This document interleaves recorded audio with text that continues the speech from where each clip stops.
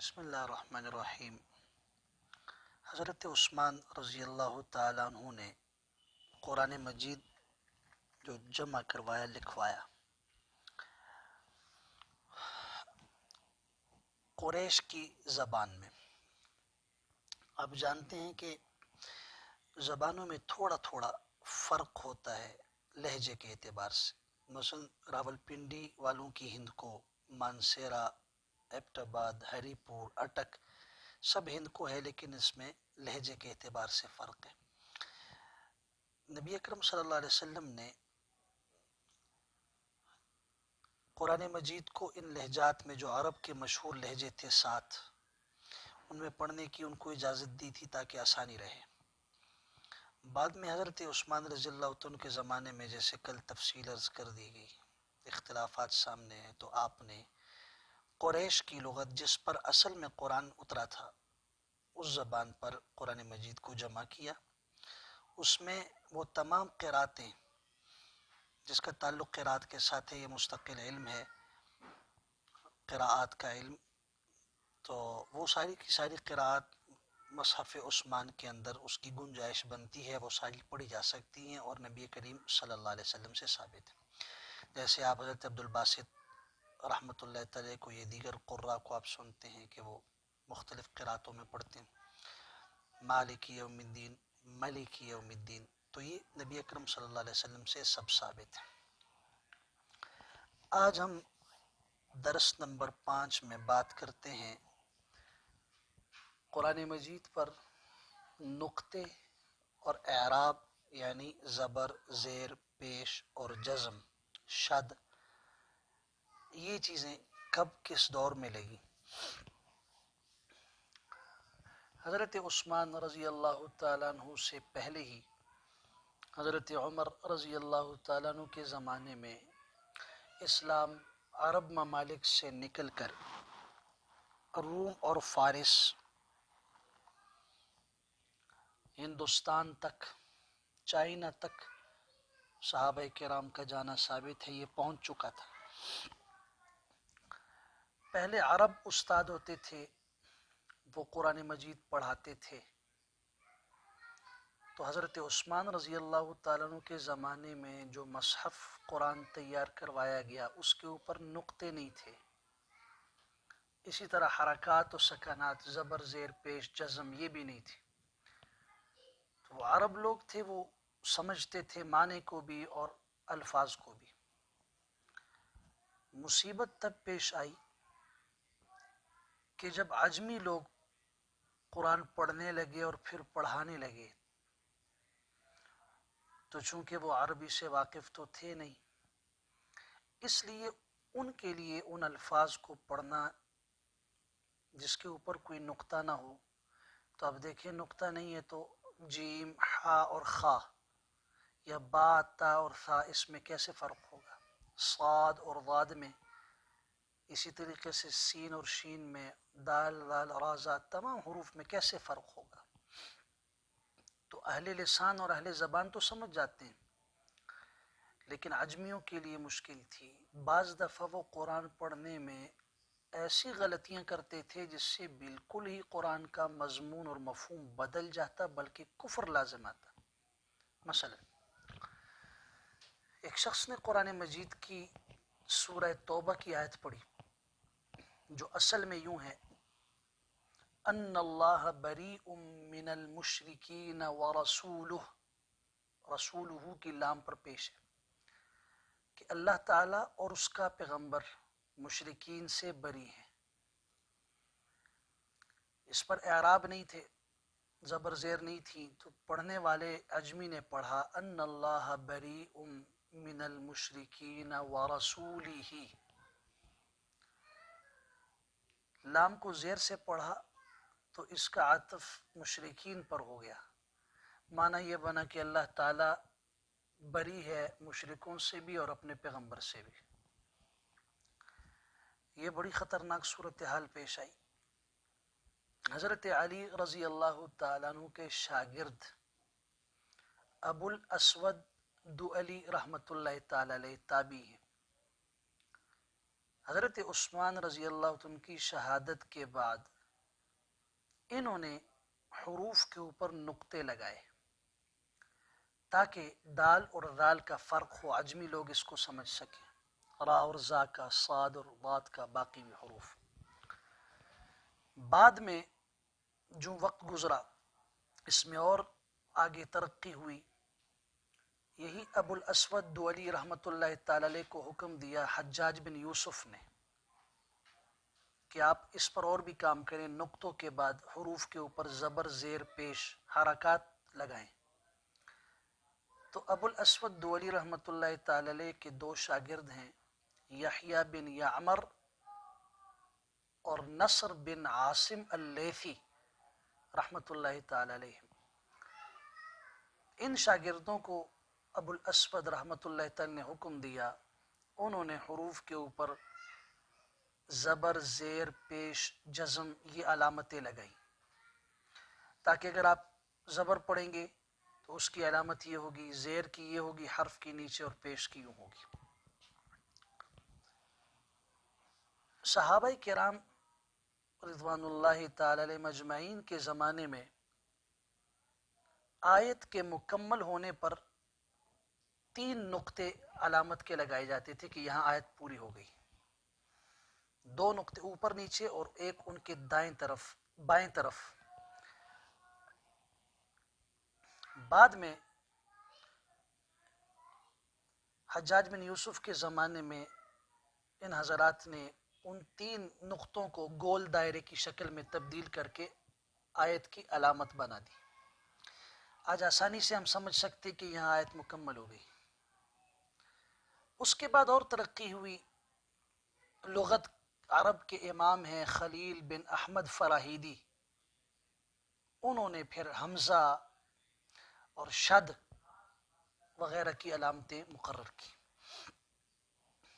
یوں عجمیوں کے لیے پڑھنا آسان ہوا، اسی لیے حضرات اہل علم کہتے ہیں کہ حجاج بن یوسف کا تذکرہ تاریخ میں جہاں ایک بہت بڑے سفاک، قاتل اور ظالم شخص کی صورت میں تحریر کیا جاتا ہے، وہاں عجمی لوگوں کے لیے اس کا ایک بہت بڑا احسان اور کارنامہ بھی موجود ہے کہ اس نے قرآن مجید کے پڑھنے کو عجمیوں کے لیے آسان بنایا۔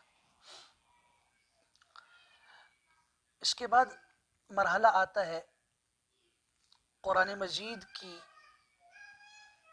تلاوت اور معنی کے اعتبار سے تقسیم۔ اس میں ہمارے سامنے چند چیزیں آتی ہیں جن میں آیت ہے، رکوع ہے، سورت ہے، پارہ ہے اور منزل ہے جس کو حزب بھی کہتے ہیں۔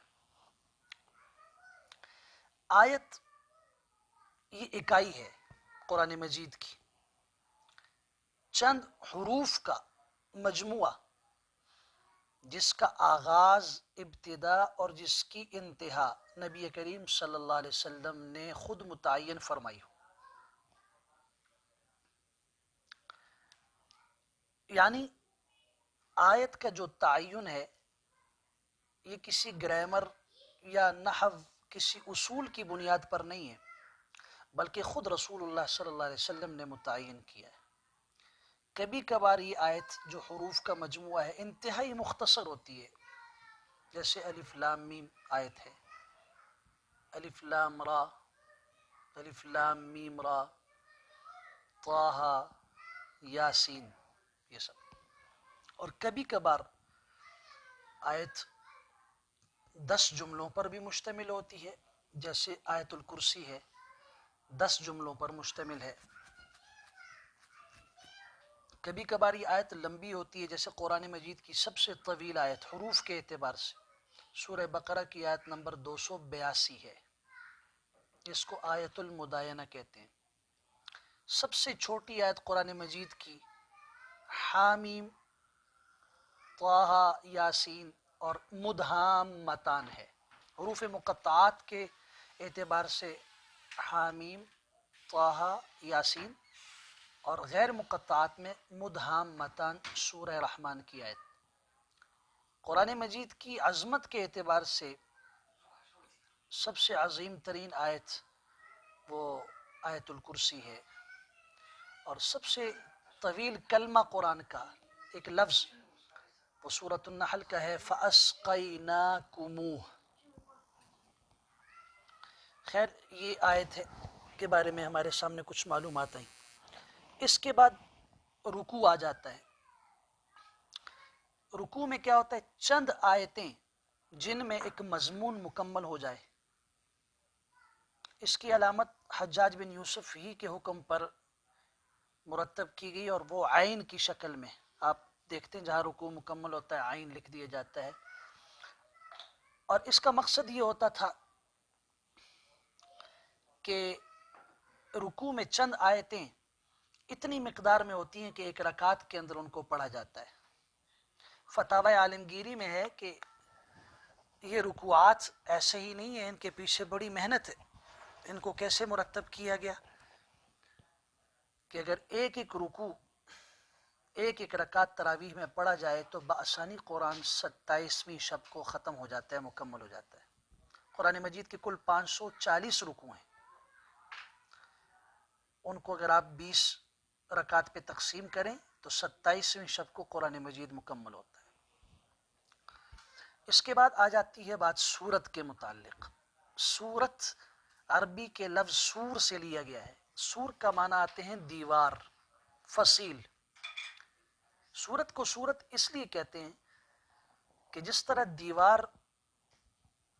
ایک اینٹ کے اوپر دوسری، تیسری، چوتھی اینٹ رکھ کر ایک دیوار بنائی جاتی ہے، اسی طرح سورت بھی ایک ایک آیت کو جوڑ کر ملا کر بنتی ہے۔ اسی طرح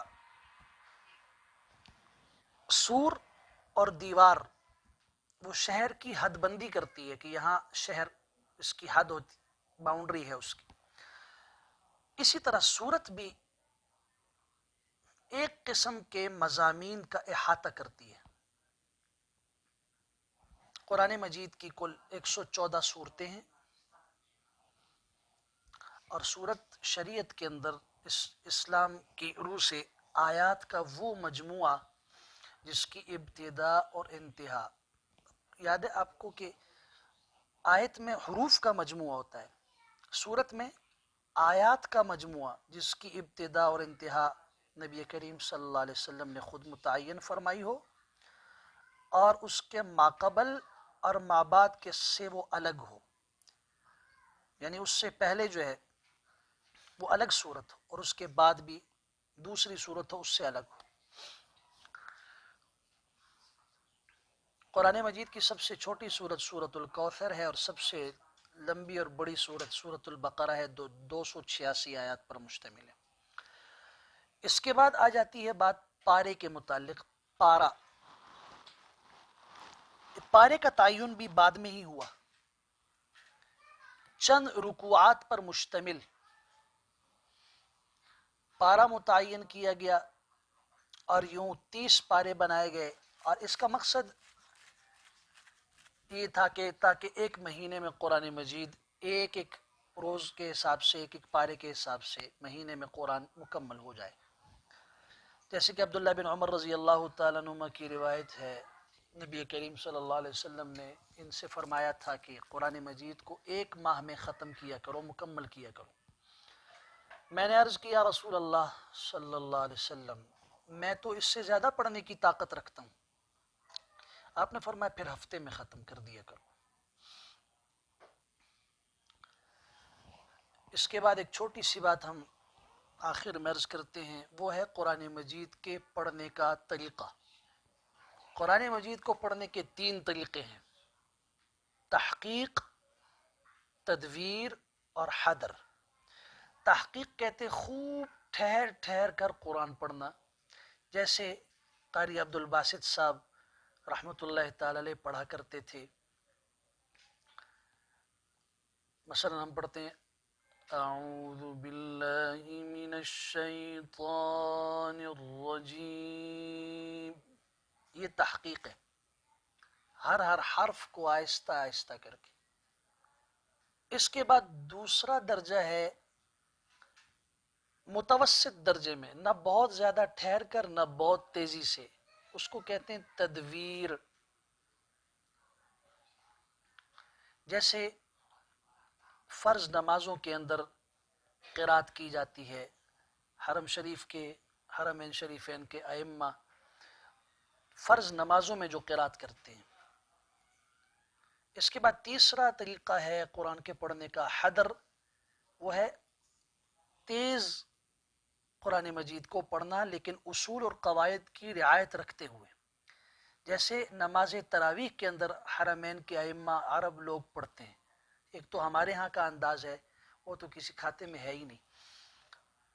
بہرحال یہ تین انداز ہیں، اور تینوں انداز کے مطابق اگر اصول و قواعد کی رعایت رکھ کے قرآن پڑھا جائے تو اس کو ترتیل کہتے ہیں، جس کا حکم ہمیں قرآن نے دیا ہے کہ وَرَتِّلِ الْقُرْآنَ ترتیلا، قرآن کو ٹھہر ٹھہر کر تجوید کے ساتھ پڑھو. وَمَا عَلَيْنَا إِلَّا الْبَلَاغُ.